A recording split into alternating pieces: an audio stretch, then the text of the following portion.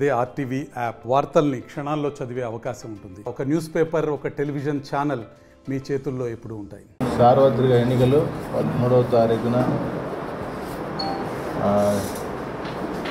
జరగడం శాంతియుత వాతావరణంలో కొన్ని ప్రాంతాల్లో జరిగాయి. కొన్ని ప్రాంతాల్లో బాగా హింసాత్మక సంఘటనలు జరిగి లా అండ్ ఆర్డర్ ప్రాబ్లం వచ్చింది. కాబట్టి అందులో భాగంగా ఈ మధ్యకాలంలో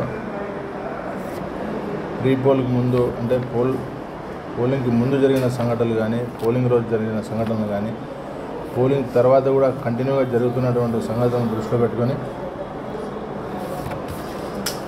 జిల్లా యంత్రాంగం, గౌరవ కలెక్టర్ గారు, తర్వాత ఎస్పీ గారు మాకు కొన్ని నిర్దిష్టమైనటువంటి ఆదేశాలు ఇవ్వడం జరిగింది. దాంట్లో భాగంగా ఇలాంటి సంఘటనలే మళ్ళా పునరావృతం కాకోకుండా విన్నింగ్ ప్రొసెషన్స్ కానీ, లేకుండా ర్యాలీస్, తర్వాత టపాకాయలు కాల్చడం, మెరవన్లు ఇవన్నీ కూడా నిషిద్ధము. ఈ మధ్యకాలంలో ఎవరైనా కూడా పర్మిషన్ లేకోకున్నట్ల ఏదైనా జరిగినా కూడా వారి మీద నాన్ బెయిలబుల్ సెక్షన్ల కింద కేసులు నమోదు చేయడం జరుగుతుంది. అట్లాగే ఈ రౌడీ షీటర్లు, ట్రబుల్ మాంగర్స్ మీద ప్రత్యేక నిఘా ఉంచడం అయింది. వీరి మీద షాడో పార్టీ కూడా నడుస్తుంటుంది.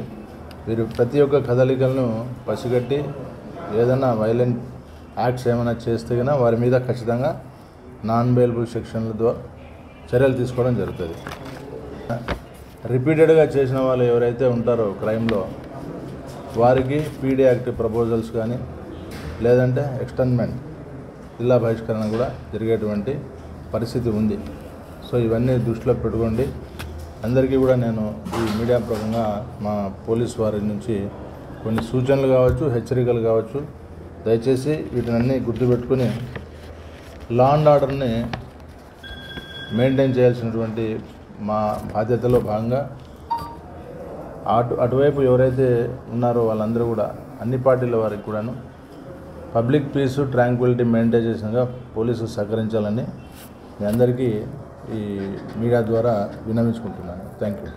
ముఖ్యంగా సంఘటనలో పాల్గొన్నటువంటి ప్రతి ముద్దాయిల్ని అరెస్ట్ చేయడం జరుగుతుంది. బౌండోర్ అయ్యి మళ్ళా కూడా గలాటలు చేసి బ్రీచ్ ఆఫ్ బాండ్ చేసిన వాళ్ళని కూడా డెఫినెట్గా వాళ్ళ మీద చర్యలు తీసుకోవడం జరుగుతుంది. బ్రీచ్ ఆఫ్ బాండ్ చేసిన వారికి షూరిటీ అమౌంట్ ఎంతైతే ఉంటుందో వాటిని ఖచ్చితంగా వాళ్ళు కట్టి